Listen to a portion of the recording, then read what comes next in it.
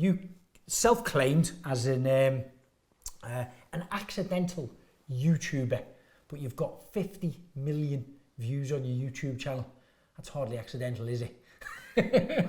How did this all come about? How did it come about? Being a good talker. the BBC used to, if ever there's a weather event, the BBC love it. So they come out and they're like, oh, can you talk about the dry weather? Can you talk about the wet weather? So over the years, they'd been out, because Salford's only up the road, Media City, and they'd do stuff for North West Tonight. So Judy Hobbs, environment correspondent, used to come out. And they liked coming because it was always like, it was outdoors, it was visual, it's better than standing outside a courtroom, you know, or a police cordon because someone's been stabbed or something. So they'd come out on the farm and it'd be like a nice story or as what they like, a doom and gloom story about the weather, but at least it was outside.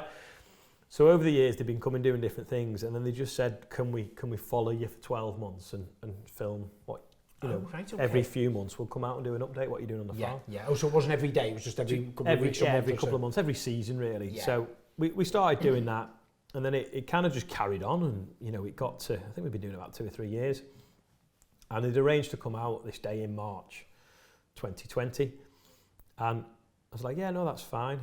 Well, that turned out to be the first day of the UK lockdown. Yeah. So that was the first day of the UK lockdown? Yeah, so they'd said, can we come out 2 weeks on Tuesday? Yeah.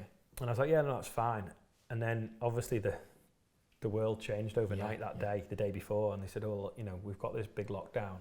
You're a key worker, you can still work. Got to carry on working. We're still allowed to work because we're, you know, keeping people sane by telling them what's going on in the world. Can we come and see you still? And we'll use a long lens and we won't get in the cab, because they normally get in the tractor cab and film what I'm doing. I was like, yeah, no, that's fine. So they came out and we're filming this Tuesday morning, and it's eerie because the roads are quiet and everything. And they made this video of what we were doing. They said, oh, the only thing is there's something missing because we're not in the cab. Can you film something with your phone for us? And we'll try and use that footage. I was like, oh yeah, I've just got a new iPhone. Because 2 weeks before I'd been in Pripyat in Chernobyl. Chernobyl? In Ukraine, yeah. So I'd been a few times over the years visiting farms out there. And I always wanted to go around Chernobyl power plant. Yeah. And there was tours. And anyway, so me and my 2 mates decided that, well, one of us booked the flights, one of us booked an Airbnb, and then the other one booked the tour. And we went out on a Friday, left Manchester Airport, car park was full. Come back 3 days later and the world had changed because COVID had started to hit, all the flights were getting cancelled and the car park was empty when we come home. But it's the best place to be in a pandemic, there's no one there. And we went round Chernobyl, an amazing experience, and I'd got a new phone to take some really good pictures. So anyway, it's like a week later and we're filming with the BBC, and they're like, can you film something on your phone? I was like, yeah, okay. So we got my phone out of my pocket, felt like a right Wally talking to my phone, saying what I was doing. And then like I pulled up next to them, and they're in this like, they've got like an editing van, and they use Apple computers. So you just airdropped it across the field like 10 foot away with a boom mic, you know. Airdropped it to him and they started editing, you know, we've got a 10 grand lens on this camera, and what you've done is just as good a quality in your phone. It's amazing. So they said, we're going to have to tell our boss how you did this because she'll think that we've been in the cab with you. So it went out that night, 2.5 minutes of what was happening on the farm that day. I screen recorded it off iPlayer and just put it on Facebook and Instagram and Twitter. And loads of people watched it and like, oh, that's really interesting. You know, we're all stuck in, we've been furloughed, blah, blah, blah, blah. Anyway, I didn't really think much of it. The next day I'm going up and down the field, I'm a bit bored. Radio was rubbish, it was all about the pandemic. Took my phone out of my pocket and as a joke said, oh, it's day 2 of cab isolation, I called it. Did you? Yeah. And I just put it out there, and then loads of people watched again, and then the next day I did it again as a joke. And the next thing, I've been doing it for about a week or 2, and then the NFU were like, oh, can you use the hashtag lockdown learning? Who's the NFU? National Farmers Union. Okay. You start using the hashtag lockdown learning because, you know, it's obviously educational, the videos. I was like, well, okay, so I started putting that hashtag on. I was putting it on Facebook, Instagram, and Twitter. And then I had a few teachers messaging me going, oh, can we use your footage for teaching the children? Because they're all doing online learning now. Oh, learning from home, weren't they? Yeah. So I was like, yeah, I'll send you the video. So I'm like sending it over WhatsApp, but some of them are getting 3 or 4 minutes long, and you can only send 2 minutes on WhatsApp, and I was messing about. So after about 3 or 4 times, I said, oh, sod it. I'll just put it on YouTube and I'll send you the link. Yeah. So I'd had a YouTube channel years ago just for messing around when we dropped a piano off a forklift and, you know, drove over. As you do. Just drove over my mate's taxi with a digger and stuff. So we were like, so I started uploading it to YouTube and just sending people the links. And I'd said in the settings that it was made for children. Anyway, I carried on going, and I thought, when do I stop? And I thought, well, I'll stop when the world goes back to normal. But it wasn't. Happened. But it wasn't. So, you know, COVID really started to come in, and then we planted some sunflowers that we were going to do a charity maize for, and people had seen them growing, and then I thought, well, I'll do 100 days and I'll stop. Well, 100 days was the middle of harvest. We had a combine coming on demo. People were loving the machinery, so I thought, right, okay, I'll do a year. My dad keeps a 5-year diary, so he has a diary every night. He writes in what he's done. After 5 years, does he keep a 5-year diary? Yeah. That's nice, isn't it? So I thought, well, I'll do a year. The year the world went mad, that's what I did. Yeah. Anyway, we were about 9 months in, and there's a guy. I had about 800 subscribers at the time, which I thought was pretty big. You had about 800 subscribers after the first year. After about 8 or 9 months. 8 or 9 months, okay. And there's a guy in Wales, Cotland Farmer at the time, who had 10,000, so that was massive. Yeah. And he's like, oh, I've been watching your videos, they're really good, but did you know you're dead hard to find on YouTube because you've got your channel set up made for children? I was like, oh, right, how'd you change it? And he's like, oh, you have to log on with the computer, I was like, oh, I can't be bothered doing that. You know, I'll just use my phone. Anyway, he carried on. A couple of weeks later, he's like, I'll send you a video how to do it. And he did, he sent me a video how to log on with the computer. Wasn't it? Yeah. And I changed the settings. Anyway, in about 3 weeks, I had 1,000 subscribers. It like gone up 200 dead quick. Wow. Then I had 1,500 subscribers. And then I'd got to like the January then, so like 10 months in, and I had 3,000 subscribers. Wow. And I was like, this is growing pretty quick now. Yeah, very. Anyway, I said I was going to stop after a year, and everyone was like, oh, you can't stop after a year. And there was some flooding. And how regularly do you think you were putting these videos out? Every day. For that still. First year, it was still an everyday blog, With the odd live like now. Yeah. And it was January, there's this flooding happened up the road, and the police rung me up, the local policeman, said, oh, could you help us? All these houses are flooding, there's all this water coming out of this field.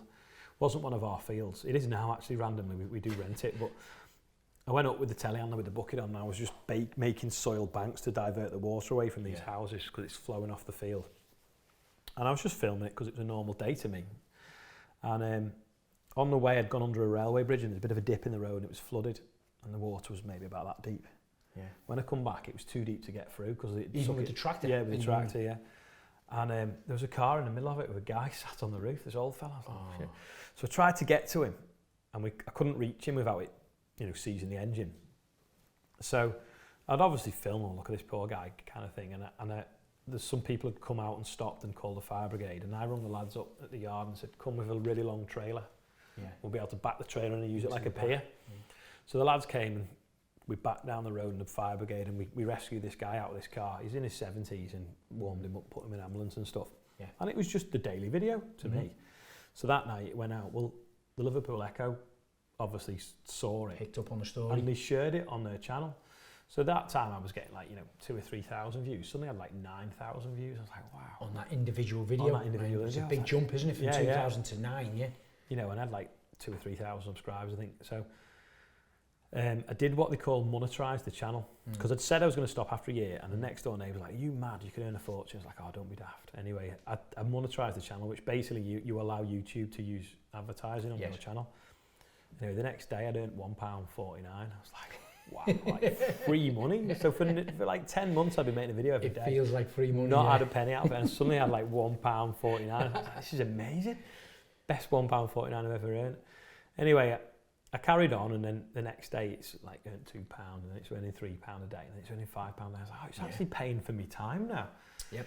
And we're getting near the year, and I said I was going to stop, and everyone's like going, no, you can't.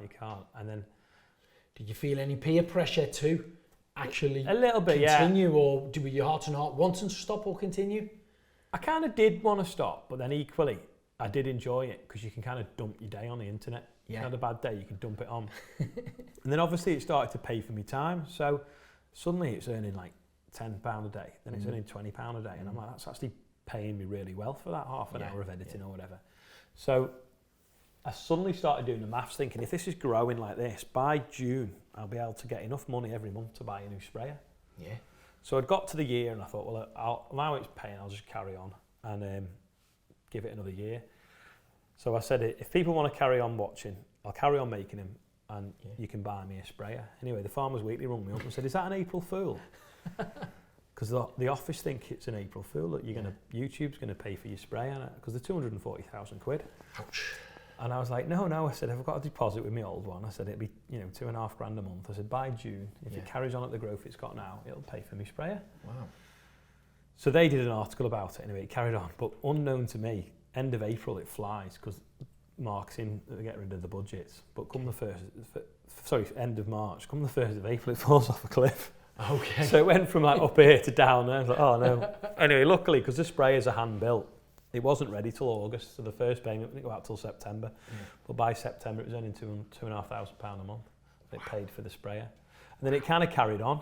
So I bought some other tractors off the back of it, but interesting ones. So like you actually collect tractors, don't you? So what I'd call modern classics. Yeah. So like stuff that's 10, 20 years old that's like will be a classic one day. Yeah, you're trying to hold on to them. Yeah, I'm trying to hold on to them, and we can use them, and it makes the videos interesting as well. Yeah. So because you've got a few really old ones, kind of what look like scrappers. Have you got round to doing them up yet? No. That was the plan. When we got some spare time, we'll do this tractor up, and it'd be like a rags to riches. When does a farmer have spare time? Yeah, no, that's the problem. So I've got a college interested in doing a couple of them up, so that'll be good if they do it, because we can go and document it, and it's obviously good for the college then as well. Cause, brilliant. You know, they'll get people interested in. It's good work experience for them, working on them, isn't it, and bringing them back to life. Yeah. And great content for your YouTube channel. Well, hopefully, yeah. I don't want to go out my way to make content, but then, you know, if it's interesting, then I'll do it. Yeah, great. And your YouTube channel now, I think, is it close to 80,000 subscribers? Yeah, nearly, yeah. 50 million views. Yeah, the thing is, though, you've got shorts now. So YouTube lost a lot of ground with TikTok. Yeah, that's right. So they've created shorts. So you get subscribers that subscribe because they've seen you short, but I wouldn't call them real subscribers. No. Because I didn't like the shorts either myself, because we do, as you know, we only do a little bit on YouTube, nowhere near to the scale of what you're doing it. But we tried to do a little bit of a blog on just the Craig Phillips one, and then we've tried to just cover what our work stuff ones and the videos that we make for our clients on the Mr. and Mrs. one. And it's just slowly kind of building up. But when the YouTube shorts come in, I just like, it looks bad the way it's laid out, but they've separated it now, haven't they? So you can see your video separate and then your short separate, which I think makes it a bit better.